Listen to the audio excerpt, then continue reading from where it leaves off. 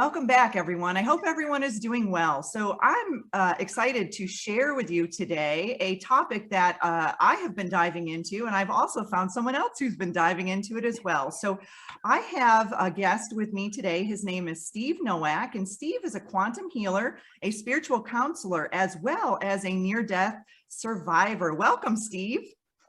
Hey, how are you? Good. So today's topic, we are going to talk about utilizing the power of the mind to enlighten the nervous system, specifically with a lot of the anxiety going around in the collective consciousness right now. Steve and I thought that this would be a really good topic to dive into on a more quantum level, to have a deeper understanding as to how and why our nervous system is reacting the way that it is and how our mind plays a role in that process. So Steve, where should we begin on this topic? Boy, well, I'll give you a very, very quick rundown of my near-death experience. It sort of showed me a blueprint of everything that was underneath what we see right now inside matter as, I don't know, you want to call it it looks like a blueprint, you know, you build on it, but it was pristine and perfect and clear, and pain or anger didn't exist there. Well, I also found out that we had a file there. It's some sort of, I don't know, etched in stone, seared in time, place that we could call back to ourselves. It was our original blueprint. And they showed me how the beings that I sat with, I was run completely over by a car. And I sat with them and spoke with them, and they had no faces, just light and cloaks. So they told me to put my head down. Returned later in my life, and then that's when I started healing stuff. But they told me there's the call in your blueprint, and this is sort of your original creation made of love, because all of us are made of that energy, and we part it out in density to experience this reality and understand it, because we're looping reality through our system all the time, through our nervous system, in order to understand it and compute it in a physical level to where our brains understand it. Absolutely. And I think for me, learning when I'm in that loop process and consciously recognizing it has been a huge factor in my growth and my expansion, you know, in consciousness. And so, yeah, recognizing those patterns. Yes. And understanding that you can change that and you can, you know, fix that. And I think that, you know, that's where we move into these quantum realms and these, you know, quantum aspects of being able to heal on a much deeper cellular, you know, level. And so, you know, when you talk about the blueprint, you know, what does that divine blueprint look like? What did that look like to you in that near-death experience? I mean, can you explain that? It was like at first it was translucent and blue, and I looked over to my right, and then it sort of changed into sort of what we experience when we lucid dream, where things just have energy flowing off of them, and they're not really matter, but they do have value and a richness that we don't really understand here. To me, this is a lot less real than over there. Mm-hmm. But it was perfect. It just resonated in such a way that there are frequencies and things that we are not going to be able to bring there. So that's why all the masters tell us to love, to love, to love. To return, you come with love and sort of learn your way back to that resonance, but we're not really given the tools on a quantum level, really, you know? Yeah, it's like we've got to kind of learn it on our own. And I think for me, it's been just that process of learning discernment and diving a little bit deeper into that quantum field. And you know, I don't know about you, but I can tell when my cells are reprogramming. It's like, I call it a quantum or a cosmic orgasm, because it literally is a ripple from the bottom of my feet all the way up throughout my, you know, my crown. And just yesterday alone, I started to dabble, and you talked about this frequencies and resonance. I started to utilize 144 hertz pure tone, and I would just listen to it, and I would get into what's called the void. And I know when I'm in the void in that meditative state, because there's a lot of purple swirling colors in my third eye. Well, I got in there and I started to work with the divine blueprint, literally in my mind. It was like I was seeing sacred geometry over my head, almost like a little Merkaba shaped deal. And as I went through that process, the purple started to change into more of a golden, color. So I knew, and then I started to get those ripples, through my body. So it's almost like you can feel when your cells shift. At least I can. It's almost like they're all running around trying to find a new, absolutely, a new sacred geometry pattern or something. But just yesterday I had that experience. And that's the hidden key. It's like all matter needs a frequency to tell it how to behave. Otherwise our molecules would float off in space. And that's the other part of it. It's our quantum mechanics, and that relates to our health. It relates to our generation of reality within our nervous system. And there's so many things, and then I don't want to go out too far off into the plugins for identity yet.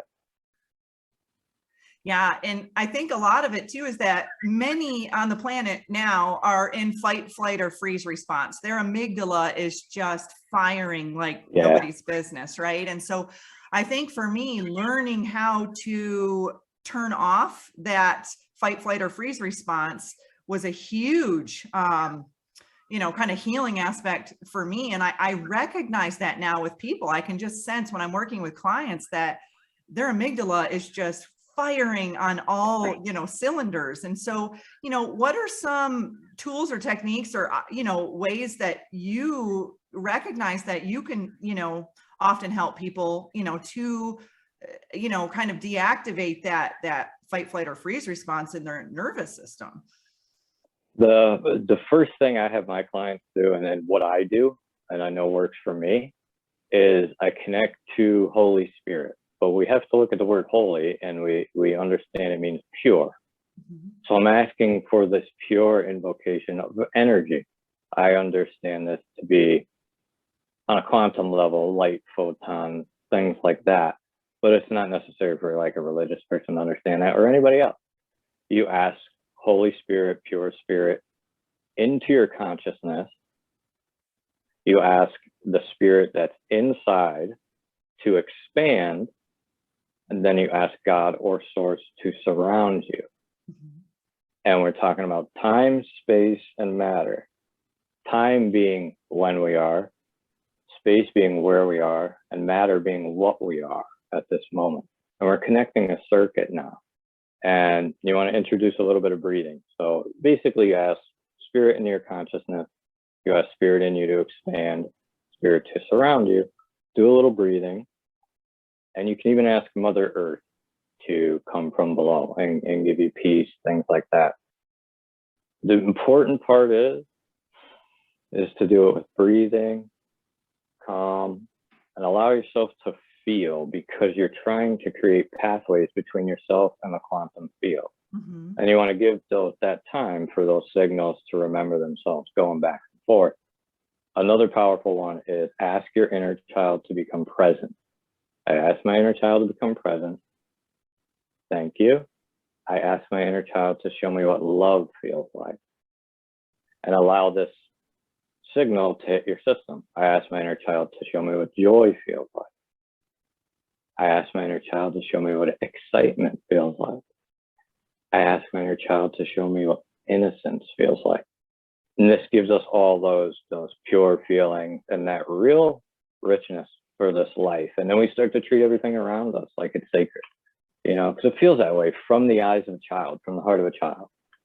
I love that, because I do feel like many of us, we have to dive in deeper to heal that inner child aspect, because that's where a lot of these programs were created, so going back and really resetting, that DNA structure, or, through, I know Bruce Lipton, I follow him a lot. He talks a lot about epigenetics and, being the modification of the gene expression, looking at behaviors in our, our environment and how that affects, the way our genes work. And so, when we are children, if we're constantly on high alert, or there's something in our life that's causing us stress and anxiety, carrying that through our adult life, I think it's so important, to go back to heal those inner child aspects, and to touch on the purity of it, the love, the joy, Yeah. the bliss, the peace, the innocence. Those are things that as adults we've lost touch with because of traumas, you know, in our early life. Yeah. And also try to look at it as like, okay, I'm in this energetic system. I'm going to send out this value. I'm going to get this value in return, as long as I'm engaging it, you know, with the purpose to heal. And understand you're the controller inside yourself. None of these things happened in the past. Nothing that says you're this identity. You're the controller in there, and you can really free yourself from all these, any behaviors that you feel like hold you back from living, you know. And it's also becoming consciously aware of them. I think many of us are running on programs we don't even realize that, you know, when we were in third grade and someone bullied us and pushed us, and we're still carrying it into our 30s, 40s, and 50s. Right. You know, this sense of worthiness, or, you know, whatever it may be. And so I think that's where a lot of people are pulling like, that. Wow. Right. That's where pulling that light in is important, because you need that mirror inside you. You can't intuitively discern if your container is full of density. So I'm ready to be full of light, and fill me with light. Take all the dense, lower emotions within me. And as that light comes in, it now becomes a discernment tool to you. It's just, you kind of need to call it in and understand you're worthy of love, because you were born that way. When you were a baby, you were perfect love. And you just experience the world, you know? Yeah, exactly. And I think that's important for people to understand, is to command it in. So can we talk a little bit, you know, about that and the importance of commanding? You know, we can command our, you know, avatar, so to speak, to do things, to heal, to balance itself out, to connect, you know, with our divine blueprint. And, you know, let's talk a little bit about that, because I think a lot of us, many don't even recognize that we have the power built right inside of us. Right. After I had my near death, I was kind of blocked off to a lot of the memories. So when they did come back, it was huge. It was like the floodgates opened. I thought I was crazy. All kinds of things, psychic experiences. One of the things I experienced was silhouettes and shadows moving around me from kind of all sides. They would pass in and out, phase in and out. Took me time to realize I was in the center, and they were my projections all the way around me. And their differences in shades and stuff were the differences in their density. That was the type of energy they were made up of: lower energy, higher energy, et cetera, et cetera. So I started to command them. At first I was fearful. And then I was like, no, you are all gathering. And then this is something I do daily, into one energy. And I'm placing you before, I say the Christ, but you can say the central sun. You can say the law of one. You can say whatever God you worship in a singular value. It's a singularity of love. I sacrifice you to love to become a better person. So I started to command my anger, worry, fear all into the center to become aligned, because they were so spread out in these branches of reality and multidimensionality. You know what I mean? But yeah, so they were so spread out. I had to call them in and tell them to come here, and you're gonna stand here, and I take accountability for everything I created. So those shadow beings were your emotions. Yeah. That is a really cool, wow. I just had an aha moment. That's a really cool. When I worked in the hospital for 15 years, I would see shadow beings all the time. And that's putting something in perspective for me right now, because I didn't really correlate it with the denser, lower emotions. And in a hospital setting, that's all there is right? Unless you're having a baby, right? It's mostly right. So this was like my personal bubble. And I'm like, okay, my personal hell at the time, you know, but I mean, once I figured it out, it became my personal heaven. You know, it's crazy. Once I became a more singular aspect, aligned my mind with my heart and my action, what you think, what you feel, and what to do. Yeah. And I think too, learning that everything is a projection of what your thoughts are, and it's projecting itself out. And I think as You children, have to, yeah. yeah, many of us, I know I did. I saw shadow beings when I was a child, and I was just like, go away. I was scared. And at that time, I think I closed off my pineal gland. And then later on, it opened. And then I got back into the hospital setting working with, organ donation. And they were communicating with me so often that it kind of scared me. So I shut it back down again. And now I'm at a point where I see things differently. I'm at a different consciousness state than I was. But I do. Right. When you can control that polarity in there, like, this Yes. is my system. As soon as something touches me, I start to feel things change. So I know that, this is my system. No trespassing. Once you have that, they don't really want to come near you.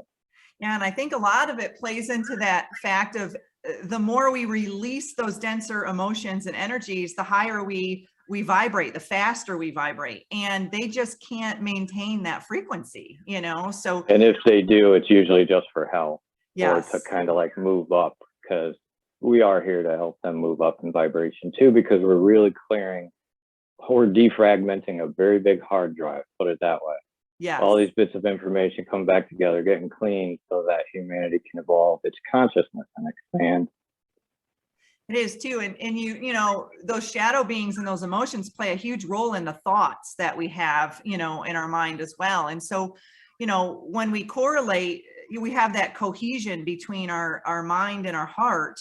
That's when I can really feel that alignment when we have that, what's the term? I forgot what the term that they use, Joe Dispenza, but there's a term that they use when the brain and the heart are in connection. And it's fascinating when that happens. And that's your neural Coherence. interface. Yeah, mind and heart coherence. Mm-hmm. Your neural interface and your intuitive module. This is where you're feeling, this is where you're processing. And you want to keep those, in line. I love that. And I've never heard it that way. What did you call it? What did you say? This is your neural interface. Okay.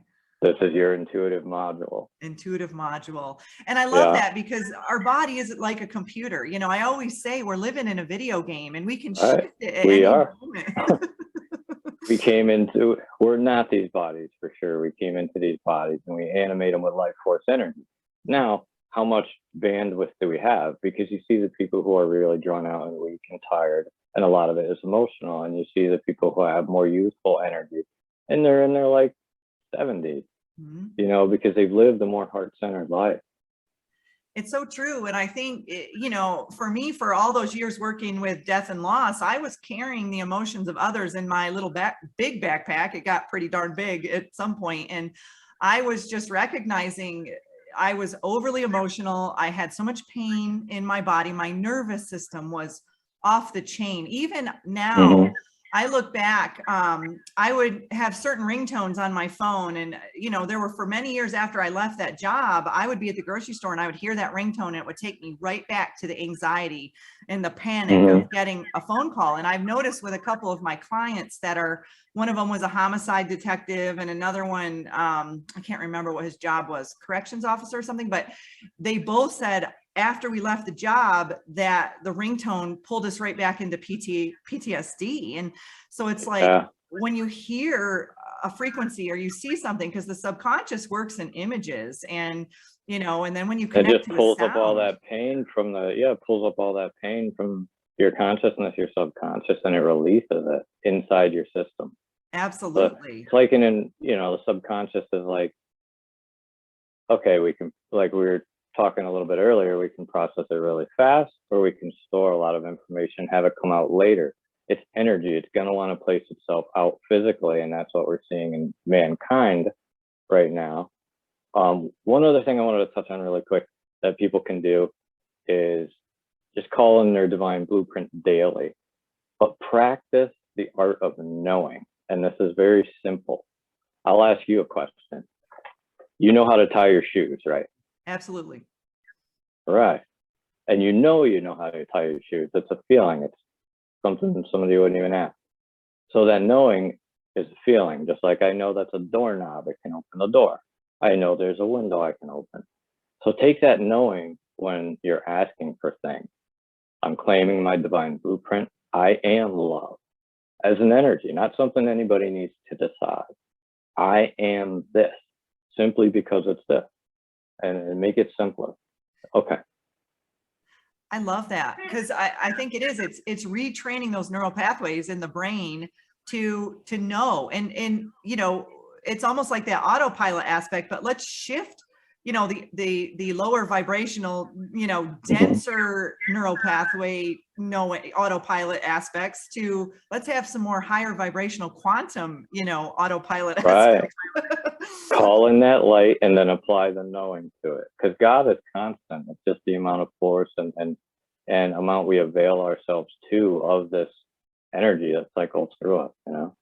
I love that. And, you know, back before too, you tapped in on the importance of breath work and breathing. And I do feel that is so beneficial. And many of us don't even really know how to breathe properly and to really take that in. And I know for me, when I first wake up in the morning, when I'm in that theta state, I really focus on my breath, and I can feel it just rush all the way throughout my body. And there's a really simple technique that you can do to activate the vagus nerve. So it's like basically just taking a deep breath in through your nose and holding it for a second or two, and then breathing out through your mouth as if you're breathing through a straw.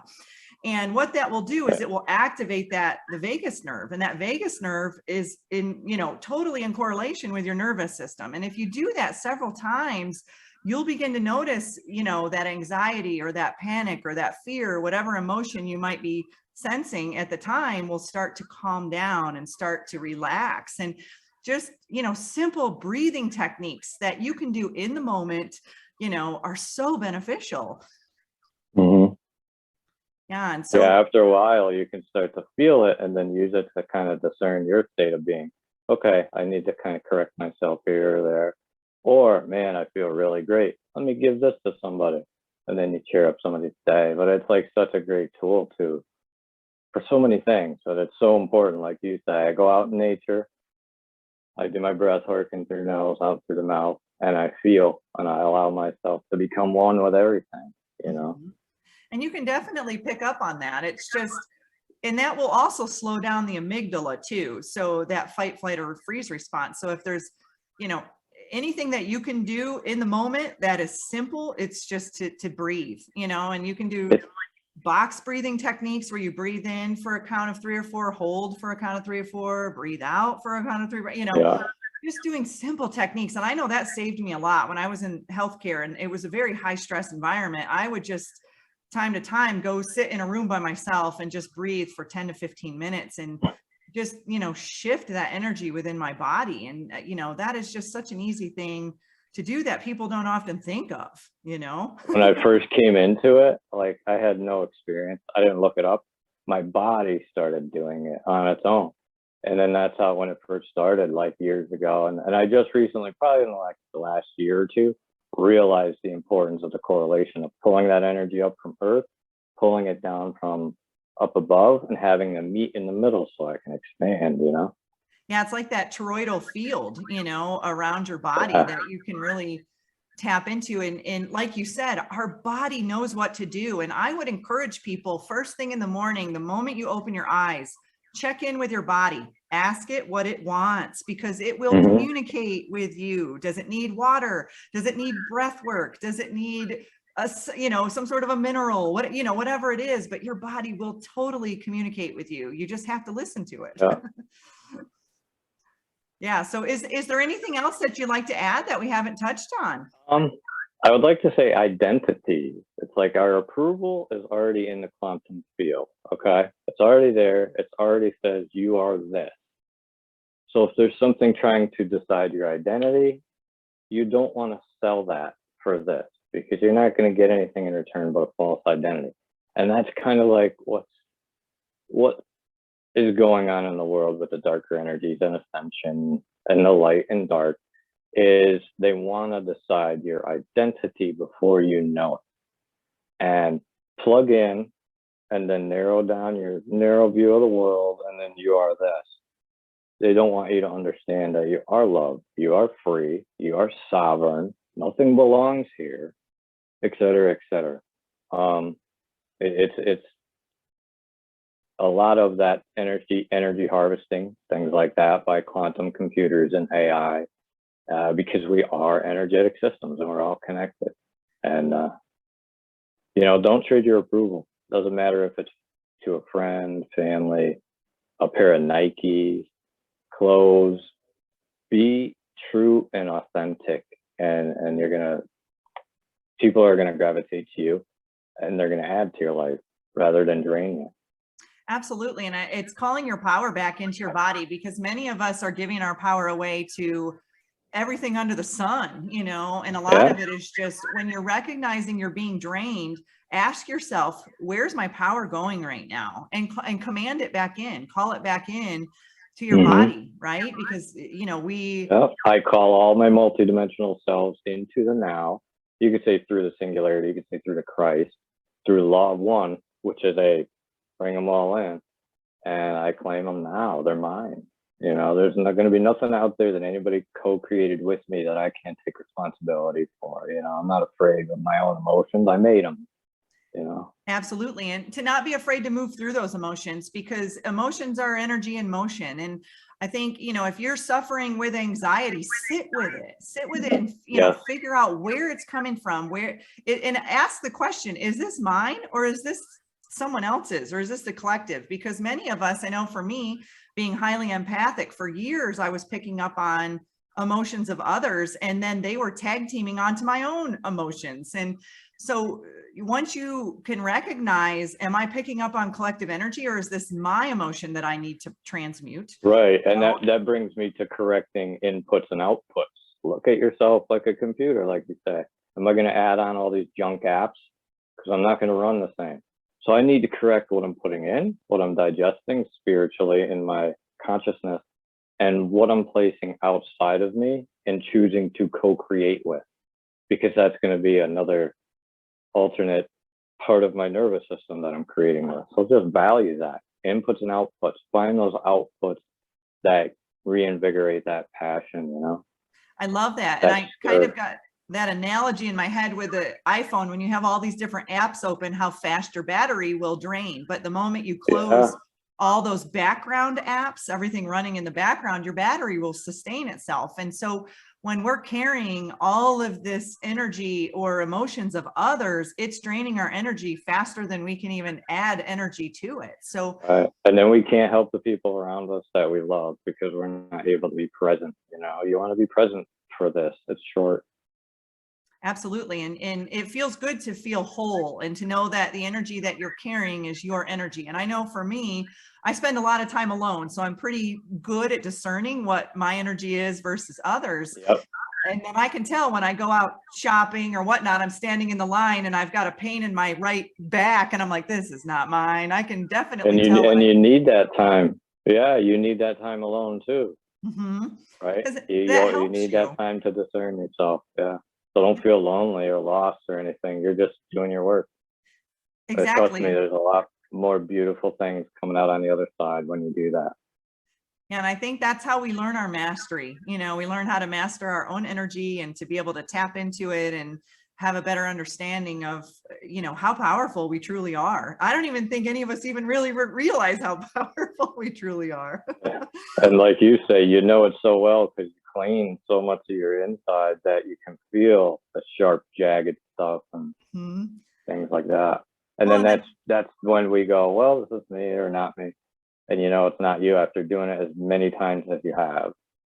Yeah. And that'll pick up sometimes when I'm with clients. It'll be like, okay, I'm sensing something. I think that's one of my stronger communication methods is through that clairsentience and, you know, really feeling that energy. And I at first I thought that was kind of you know, wasn't the greatest of abilities, but now I'm like, man, this is a great, awesome ability. So I've learned to really embrace it and realize it's to my benefit, quite honestly, but it took some time to get there.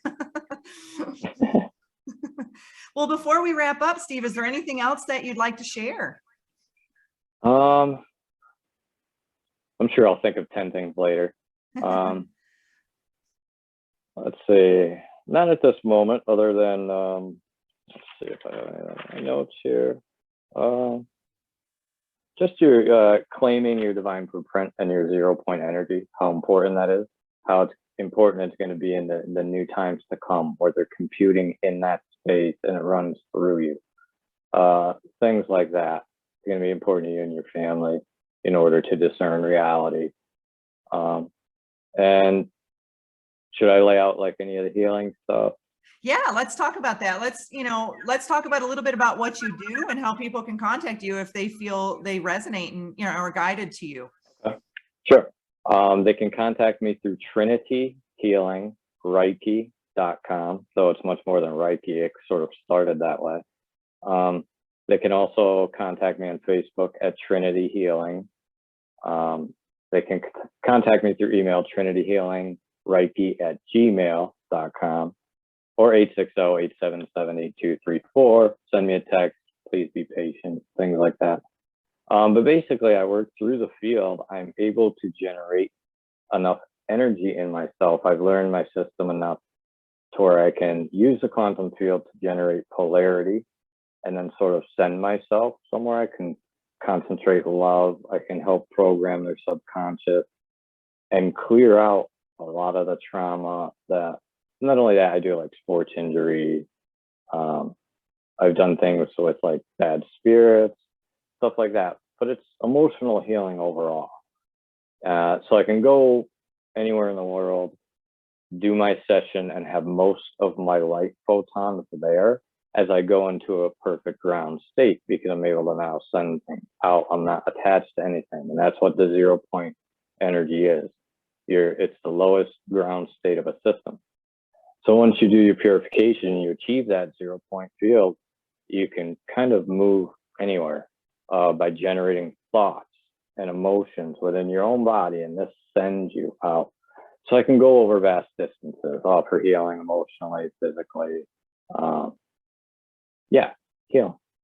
Yeah, that's awesome. And I think that's the beauty of the quantum field, is that we can really dive into any aspect of whatever it is that the client may be struggling, with. And I think that's what I love working in the quantum, because it goes so deep on such a cellular level too, And it's so unique and individual.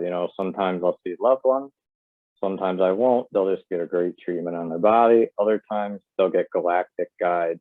They'll start to get galactics coming in to help them. The first few times that happened to me, I was like, oh man, what is this? And then they're like, just chill out. And they did their work, and the person was kind of like on a table in space. And, clients get taken to various different places. Sometimes they get linked up with past lives and places they've been there. And then their soul tribe comes in to help them. But yeah.